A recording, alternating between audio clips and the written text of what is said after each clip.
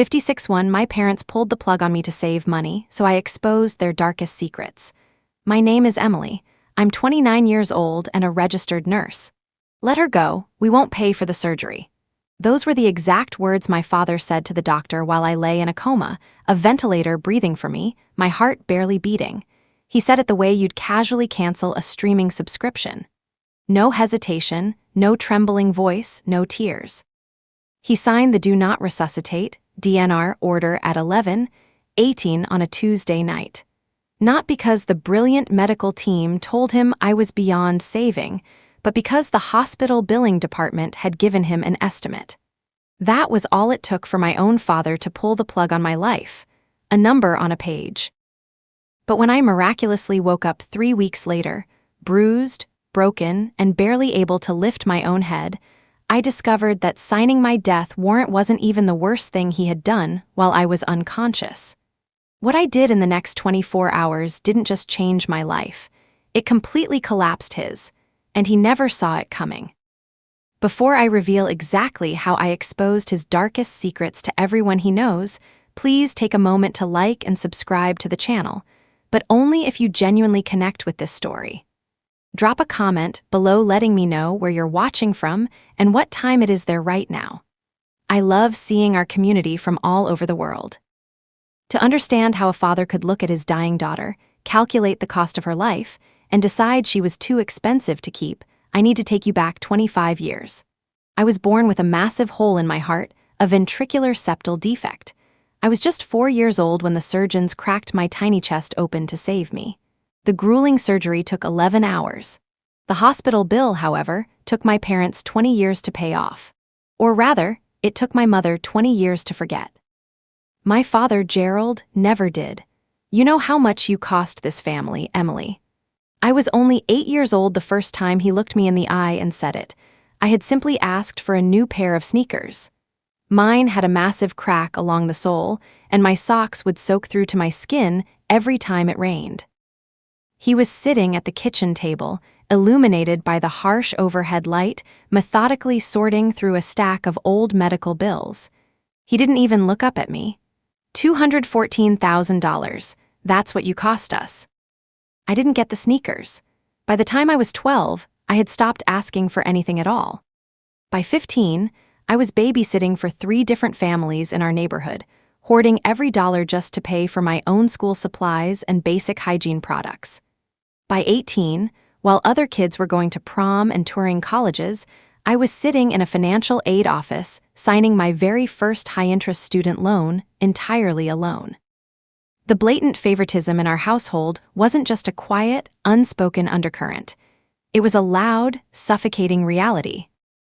While I was drowning in repayment plans and working back-to-back minimum wage shifts after high school, my older sister, Meredith, was packing her bags for a prestigious state university that my parents were funding in full. Nobody ever questioned the disparity. It was simply the unspoken rule of our family. Meredith got a brand new car with a giant red bow for her sweet 16. I rode the damp city bus at 5:00 a.m. Meredith got her entire tuition, room, and board paid without a second thought. I got a stack of loan documents that would chain me to debt for decades.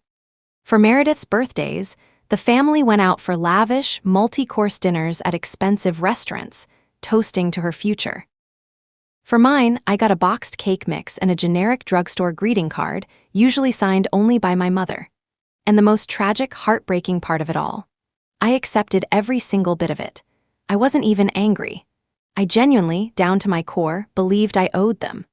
My father had constantly reminded me of my price tag, instilling a deep, rotting sense of guilt, that the crushing debt felt as real and permanent as the jagged surgical scar running down the center of my chest. I believed I was a burden, a walking financial drain that was lucky to be tolerated in their perfect home. I carried that guilt the way I carried my nurse's badge every single day, constantly, heavily, and without second-guessing my worth. My father's emotional abuse was so methodical, so completely ingrained in my psyche, that it paved the perfect path for him to look at me in that ICU bed decades later and decide that my tab had finally run too high. But there was one person in my life who never looked at me like a receipt. One person who saw exactly what my father was doing and was quietly preparing to hand me the ultimate weapon against his greed. The only person in my entire life who never once mentioned that suffocating, invisible debt was my grandmother, Lillian.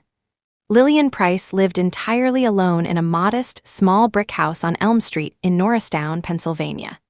It wasn't much to look at, just 2 bedrooms, 1 bathroom, and an old wooden porch swing that creaked softly whenever the wind blew. She had lived in that house for 41 years, raised my mother within its walls, buried my grandfather from there, and stubbornly kept the backyard garden alive through every bitter, freezing winter since. When I was 23, fresh out of a grueling nursing school program and already drowning in high-interest student debt, I started visiting her every single Saturday. I would drive 40 minutes each way just to bring her groceries, check her blood pressure, sit beside her on that creaky porch swing, and listen to her talk about nothing and everything. She never once looked at me with calculation in her eyes, and she never said, "You owe me." Instead, she would gently ask things like, "Tell me about your week, sweetheart, and did you eat today?" Sitting on her porch offered a temporary escape from the psychological war zone of my parents' house, a war zone that had peaked in cruelty during the spring of my senior year of high school. I remember the exact evening the divide in our family was permanently etched in stone. It was a flashback that played on a torturous loop in my mind. I had just received my acceptance letter into a highly competitive nursing program. I was 18, terrified, but brimming with a fragile hope that maybe, just this once, my parents would invest in my future the way they invested in my sisters. I sat down at the kitchen table across from my father, Gerald. I slid the acceptance letter and the university's tuition breakdown across the polished wood. I didn't even ask for a full ride. I just asked if they could co-sign a loan or help me with the first semester's deposit. Gerald looked at the paper, then slowly looked up at me. His eyes were completely void of warmth. "I already paid for your life once, Emily," he said, his voice dripping with condescension. "You cost this family $214,000 when you were 4 years old. I am not throwing another dime into a black hole." I sat there, paralyzed by the sheer cruelty of his words as he slid the paper back toward me. By 18, I signed my first student loan alone. While my older sister Meredith packed for the state university, my parents were funding in full. Nobody questioned it. Meredith got a car at 16, I rode the bus. Meredith got her tuition paid, I got a repayment plan. "Meredith is an investment," my father had added that night, twisting the knife deeper. "She doesn't come with a lifetime of medical liabilities. You do, you'll figure it out." My father had repeated his narrative so many times that I cost this family everything, that the debt felt as real and agonizing as the physical scar on my chest. I carried it the way I carried my nurse's badge every single day, completely without thinking. But my grandmother Lillian saw everything. My father absolutely hated that I visited her. "You're wasting gas," he'd sneer from his recliner. "She doesn't even remember your name," but that was a blatant lie. Lillian was incredibly sharp until her very last breath. She remembered absolutely everything, including the dark, manipulative things my father desperately wished she would forget. Once, near the end of her life, with her frail hands shaking and her voice barely above a whisper, she looked at me and said something I didn't fully understand at the time. "I've taken care of things for you," she promised. "When the time comes, a man named Kessler will find you." I just smiled and squeezed her hand, assuming it was the medication talking. She was 84, and I thought she was simply confused. She died on a Thursday in March, passing quietly in her sleep in that small brick house on Elm Street.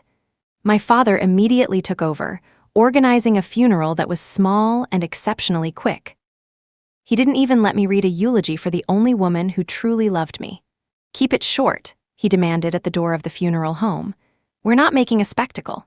I stood in the back row, forced to say goodbye to her in complete silence. Lillian had promised that Kessler would find me, but I didn't know who Kessler was yet. It would take a devastating coma, a maliciously signed death order, and 4 agonizing days in a hospital bed before that name meant anything at all. 3 months after Lillian's suffocatingly brief funeral, everything shattered. I was driving home from a grueling 12-hour overnight shift at the hospital, picking up extra hours just to keep up with the student loans my father had forced me into. It was exactly 4:17 in the morning, driving down Route 202 in the light rain. I remember staring at the green clock on my dashboard, desperately calculating how many hours of sleep I could get before my next shift. 6 hours if I skipped breakfast, 5 if I showered. I never made that calculation again. A massive pickup truck blew through a red light doing 50 miles per hour. It slammed into the driver's side of my car with such horrific force that the metal frame folded inward like crushed paper. I don't remember the deafening sound of the impact, and I don't remember the shattering glass. I'm told I was conscious for about 90 seconds after the crash, just long enough for a paramedic to hear me choke out my name. Then, there was nothing but darkness. I suffered traumatic brain swelling, 4 severely broken ribs, and massive internal hemorrhaging. The ER team at St. Catherine's, my very own hospital, the exact place where I clocked in and out 5 days a week, rushed to open me up within the hour. But the bleeding simply wouldn't stop. The trauma team urgently determined they needed a second surgery, a specialist, and significantly more time in the operating room, but someone legally had to authorize it. Because I had no husband and no children, the emergency contact on my hospital file was the same name that had been there since I was 18, Gerald Thomas, next of kin. The hospital called him at 10:30 that night, and he arrived at 10:47. The front desk logged his exact arrival time, but my father didn't run to the ICU. He didn't ask the frantic nurses how his youngest daughter was doing. He didn't ask if I was in pain, if I was afraid, or if I had woken up to ask for him. Instead, Gerald Thomas walked straight to the hospital billing department and asked them one single question: how much is this going to cost?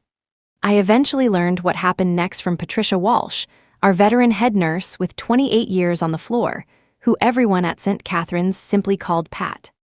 She had a voice like gravel and a memory that missed absolutely nothing.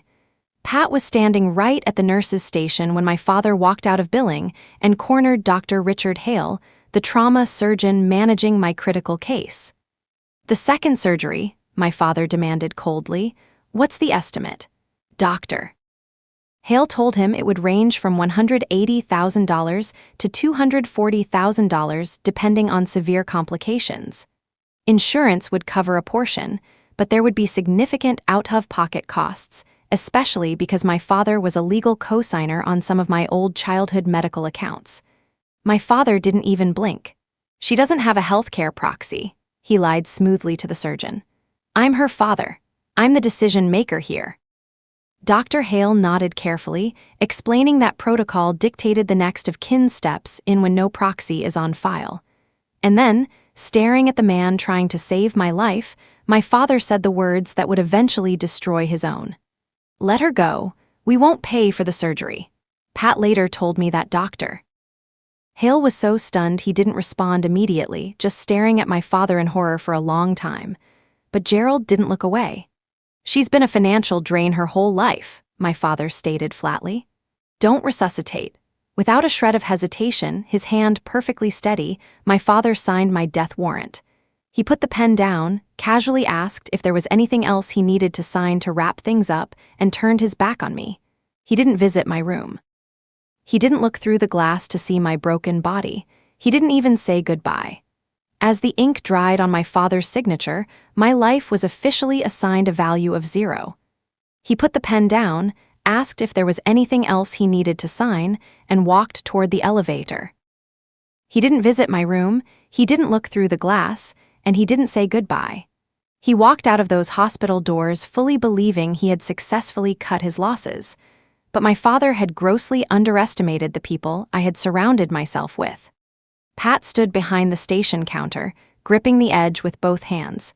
She refused to let a cold, calculated financial decision end my life.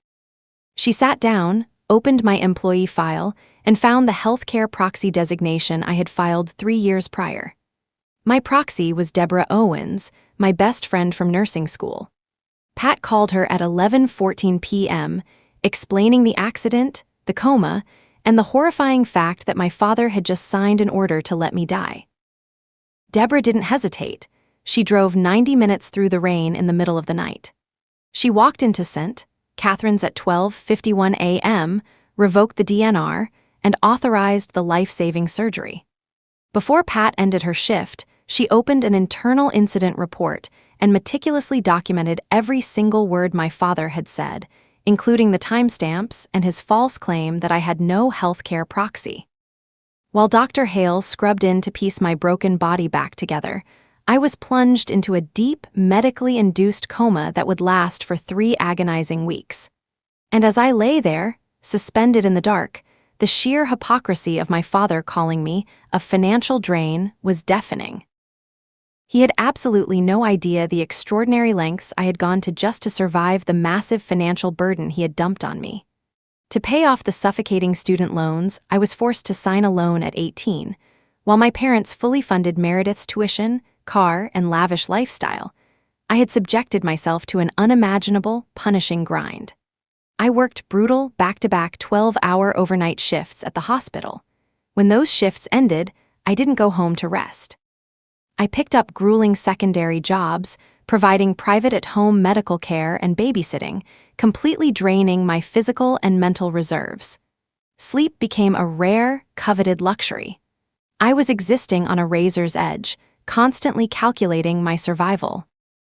I would drive home at 4:00 in the morning, desperately calculating if I could get 5 hours of sleep if I showered, or 6 if I skipped breakfast altogether. I sacrificed absolutely everything to make ends meet. I couldn't afford a new wardrobe, so I lived in faded, threadbare scrubs and oversized thrift store sweaters. My everyday shoes were so worn out they were literally falling apart, a painful, haunting reminder of when I was 8 years old, asking for new sneakers because mine had a crack along the sole and my socks got wet every time it rained, only for my father to throw a $214,000 medical bill in my face and tell me I already cost too much. I bled for every single penny. I worked in the shadows, entirely alone, completely exhausting myself to prove I wasn't the parasite he claimed I was. But through that relentless, bone-deep hardship, I managed to do the impossible. Through sheer grit and an unwavering work ethic, I achieved brilliant success. Just months before the accident, I had completely wiped out the last of my student debt. Furthermore, my dedication at the hospital had caught the attention of the administration, and I was quietly promoted to a highly respected, lucrative clinical lead position. For the first time in my entire life, I was completely financially secure. I was thriving. But I kept my massive success completely hidden from my family. I knew exactly what would happen if Gerald or Meredith discovered that the financial drain was suddenly making excellent money. The hands that had so violently pushed me away would instantly turn into open palms demanding a cut. They would expect me to fund their vacations, cover Meredith's reckless spending, or pay off whatever secret debts my father was harboring. So, I chose to protect myself. To them, I remained the struggling, exhausted nurse living in a modest apartment. I found my peace in the shadows, knowing my self-worth was no longer tied to their validation. I was finally safe, or so I thought. Because while I was fighting for my life in the ICU, Gerald Thomas was orchestrating the ultimate betrayal. Gerald went home the night of my accident fully believing I would be dead by morning. He woke up expecting a phone call from the hospital to confirm my time of death, already rehearsing the fake tears and the tragic performance he would put on for his friends. But when the call didn't come, instead of driving to the hospital to check on his youngest daughter, he spent that Wednesday morning doing something else entirely. He went to steal my house. My grandmother Lillian had already legally transferred her Norristown house into my name before she died. My father had no idea this legal deed existed, but he did know the house was sitting empty, and he wanted to claim it. Using old medical consent forms he had forced me to sign when I was barely 18, he meticulously traced my handwriting and forged a fraudulent power of attorney document. He brought this forged document to a corrupt notary named Carl, who stamped it without asking questions. Gerald quickly filed the deed transfer at the county recorder's office, and by Friday, he had walked into a bank and taken out a massive $280,000 mortgage against my property.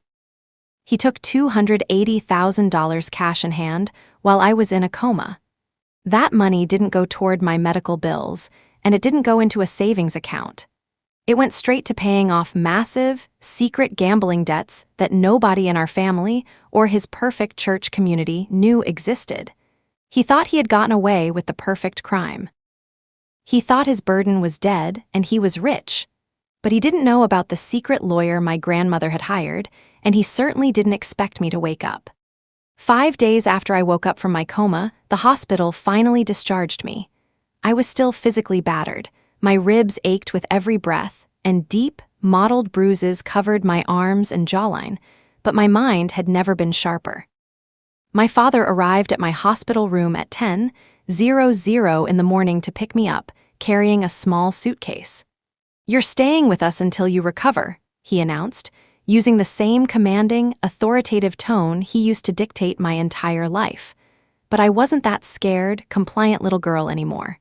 "That's kind of you, Dad, but Deborah's picking me up." "She has a spare room," I replied smoothly, ensuring my face betrayed zero emotion. His jaw tightened slightly, completely unaware that Deborah was the exact friend who had legally overridden his malicious attempt to let me die. I was keeping my enemies close, but my allies much closer. Safely recovering at Deborah's apartment, I immediately called Donald Kessler, my grandmother's attorney, to finalize our trap. We meticulously went over the timeline, confirming the court motions to void the fraudulent deed and the police reports for forgery. We needed the perfect stage to execute our plan, and my father had conveniently provided one. "Sunday," I told Kessler over the phone. That Sunday evening was the highly anticipated annual First Grace Community Gala. While the church usually held casual monthly potlucks, this was their yearly formal banquet. A lavish, catered, black-tie optional event held in a beautifully decorated hall to celebrate the community's leaders and their families. Over 150 people, including local politicians, prominent business owners, and close friends, were in attendance.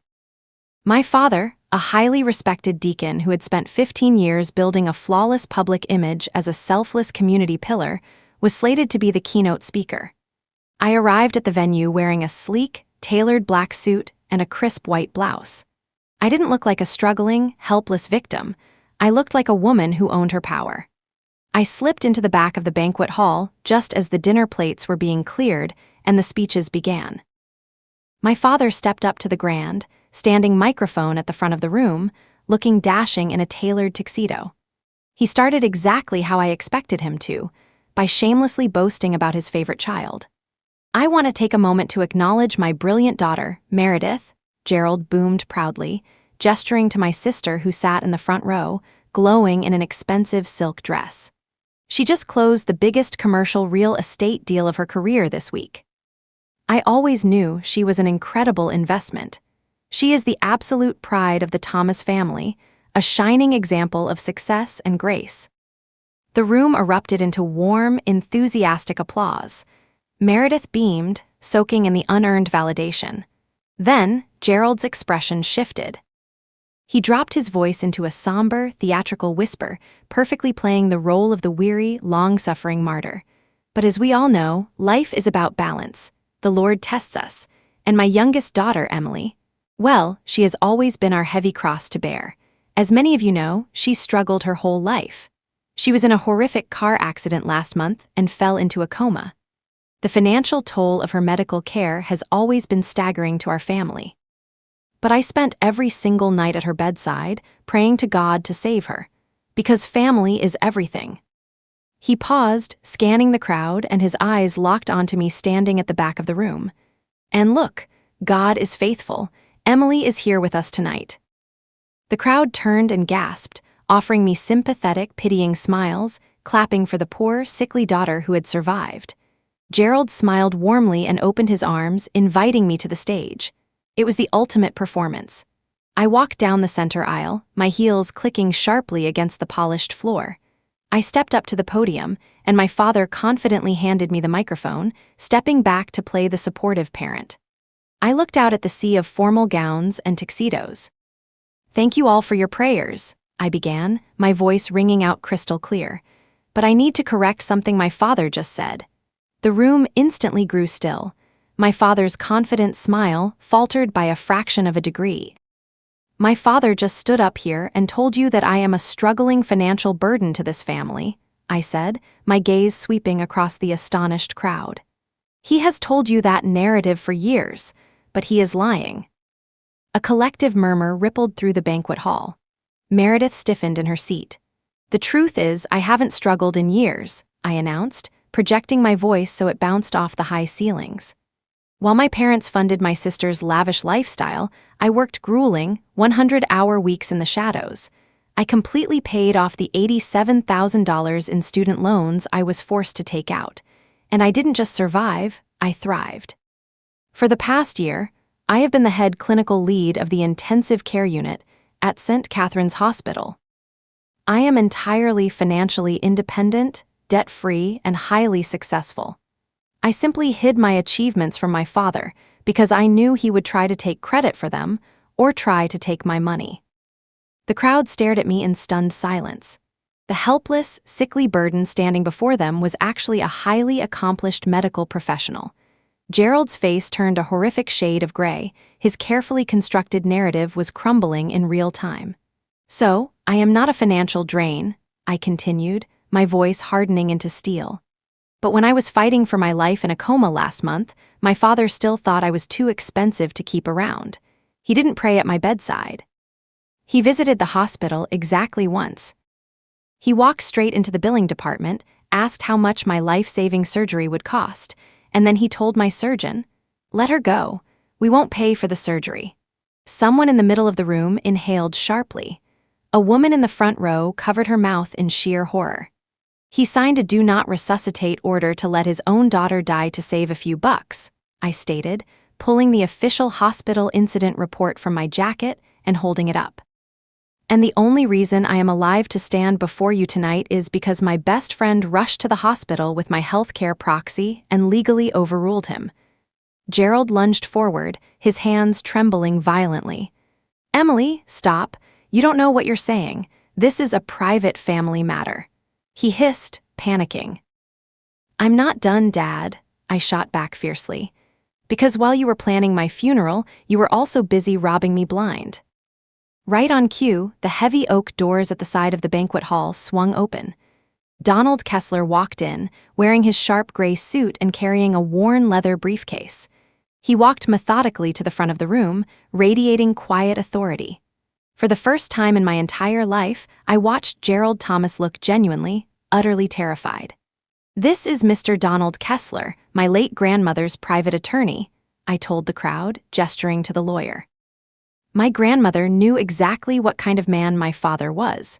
So, before she died, she secretly left her house and her life savings entirely to me. My father wasn't in the will at all. I turned fully toward my father, locking eyes with the man who had tormented me for decades. While I was strapped to a ventilator, my father forged my signature on a fraudulent power of attorney, I declared, the microphone amplifying the devastating truth. He illegally transferred my grandmother's house into his name and immediately took out a $280,000 mortgage against it to pay off his massive, secret gambling debts.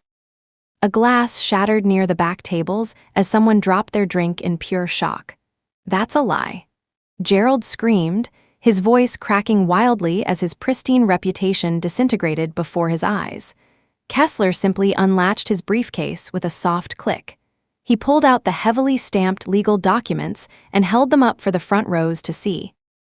"I have the original court-probated will right here, Mr. Thomas," Kessler said, his voice calm but lethal.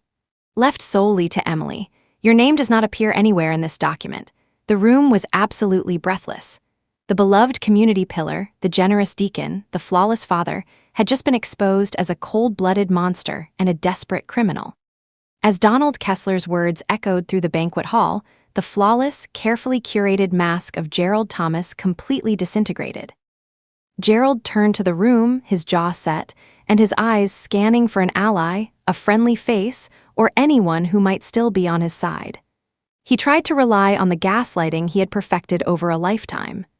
"She's on heavy medication," he said, his voice tight but controlled.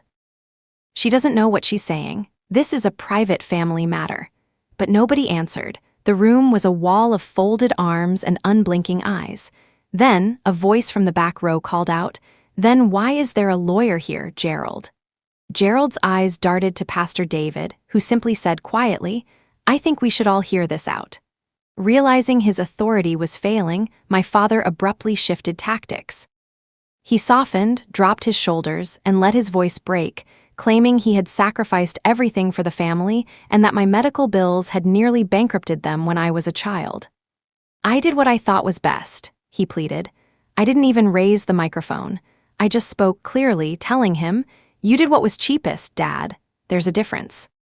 He tried to argue about the pressure and the debts he was under, but stopped abruptly when he realized what he had almost confessed to the entire church. That was the exact moment the golden child's illusion shattered.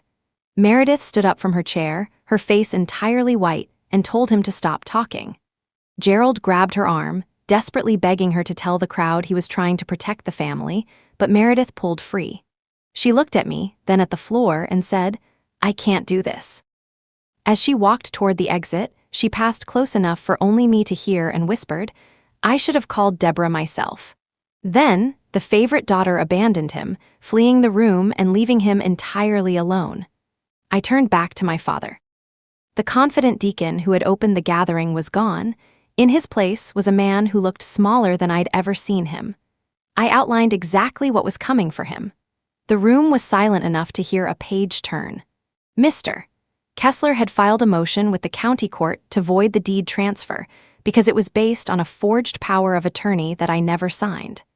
The bank that issued the mortgage had been notified, and the loan was entirely frozen. I had officially filed a police report for forgery and fraud, and the notary who stamped his document was named in it, too. I told him he would be required to return the full $280,000, or he would face criminal charges." Gerald's voice came out raw, almost a whisper, asking, "You'd send your own father to jail?" I looked at him straight on, without a flinch, and replied, "You signed a paper to let your own daughter die." Kessler closed his briefcase with a soft click, reminding Gerald that the filings were already with the court, and this wasn't a negotiation. Gerald looked around the room one last time at the people he had known for years, Jim Callahan, Susan Merritt, Robert Dill, but none of them looked away, and none of them moved to help him. Robert Dill walked over, put a firm hand on Gerald's shoulder, and told him, "Gerald, I think you should leave." My father walked to the threshold, opened his mouth as if to deliver one final, landing line, but nothing came out, and he left. The collapse of an empire. Within 24 hours, everything Gerald Thomas had built came apart. The bank froze the mortgage the very next morning, and an attorney from the lender's fraud department called Kessler to confirm the title was flagged and the loan suspended. Gerald couldn't access the funds, couldn't refinance, and couldn't sell. The $280,000 he had already spent was gone, and the debt was now his alone, secured against absolutely nothing. The legal consequences were swift and merciless. The county court accepted Kessler's motion to void the deed transfer, and a process server knocked on Gerald's door at 3:15 that afternoon to serve him with a summons right in front of his neighbors. The police officially opened a formal investigation into the forgery and fraud. By Tuesday, Carl the notary had hired his own attorney and was actively cooperating with investigators, leaving Gerald entirely on his own.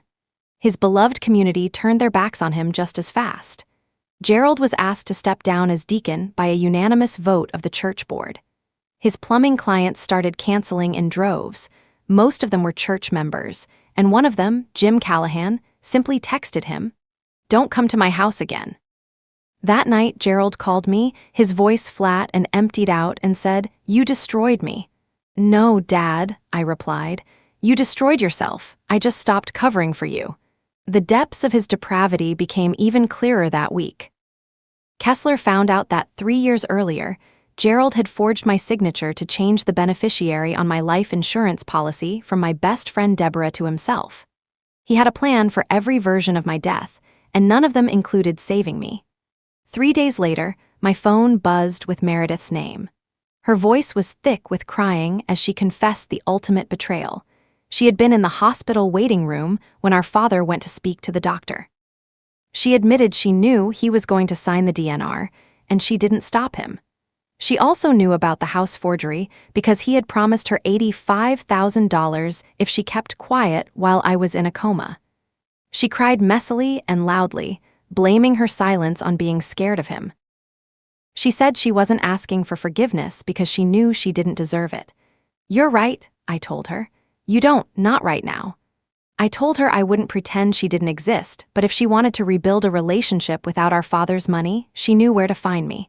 Forgiveness isn't something I owe anyone, and while the door isn't locked, it is closed, and she will have to knock. Ultimately, Gerald Thomas received the exact punishment he had earned.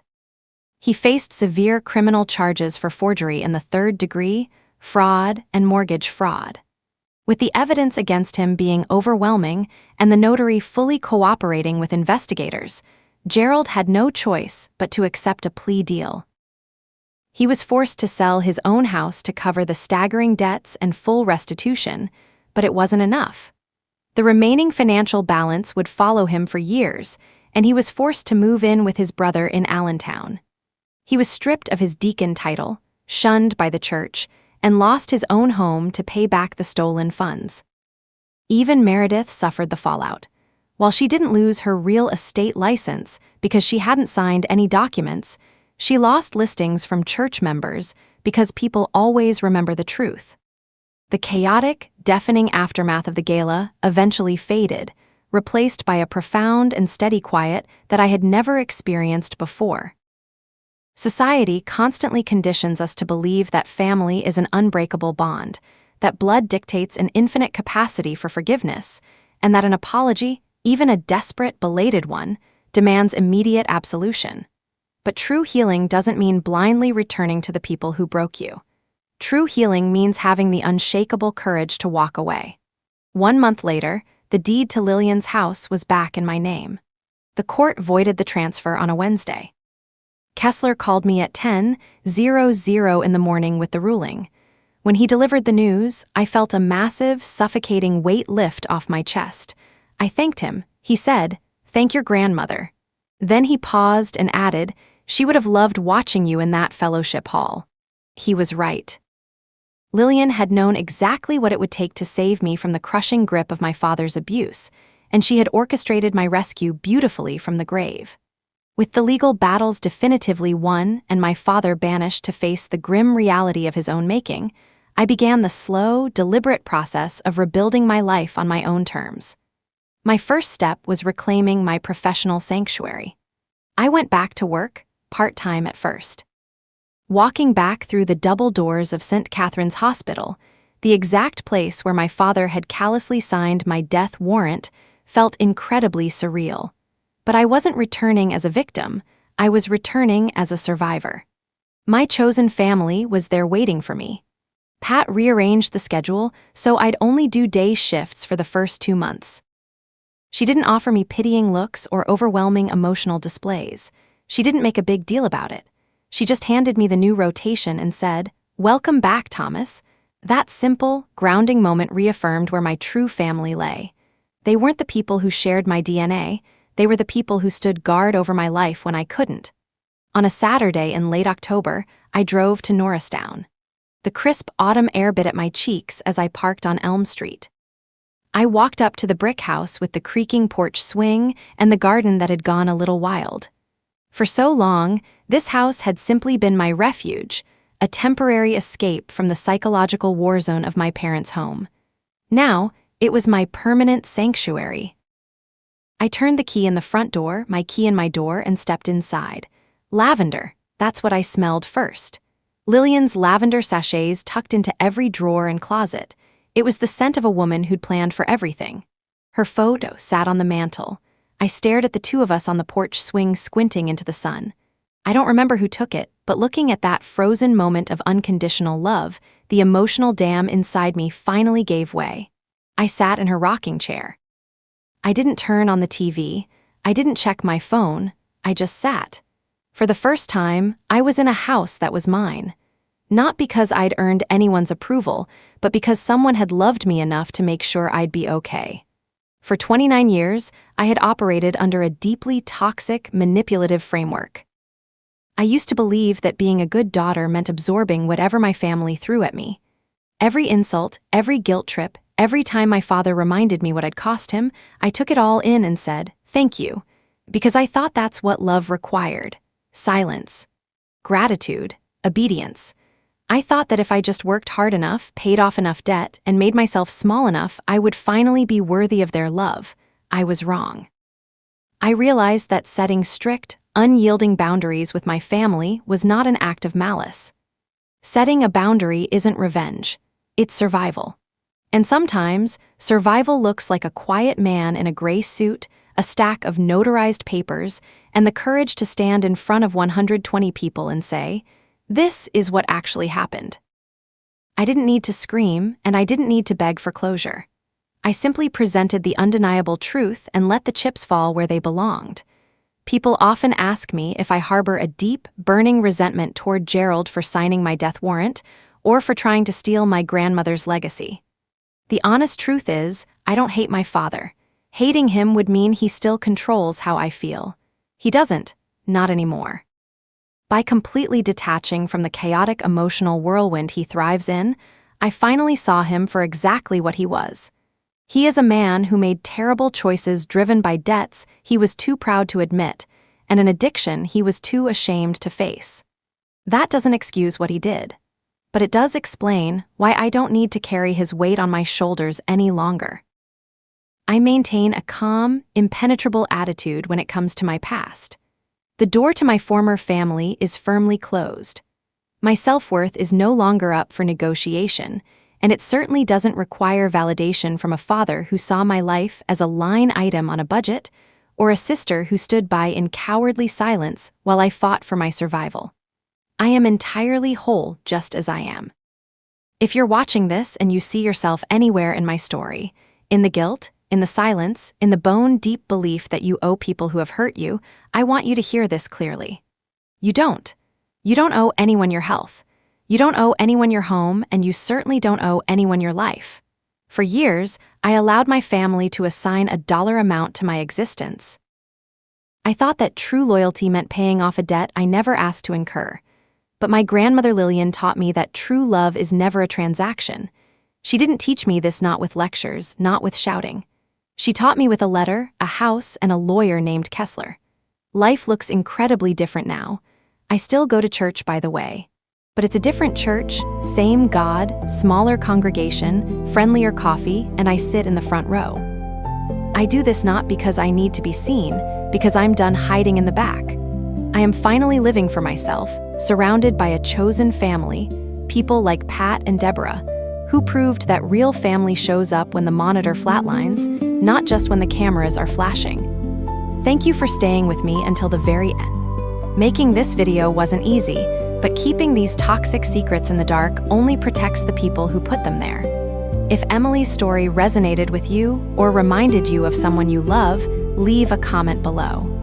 The YouTube algorithm loves comments, but more importantly, our community needs to hear from you. Tell me, what boundary have you set that changed your life? I'd love to hear your story. Sharing your truth could be the exact push someone else needs to finally recognize their self-worth and walk away from their own toxic situation. And if you want more stories like this one, check the description. There's one waiting for you that I think you'll connect with even more. Subscribe, and I'll see you in the next one.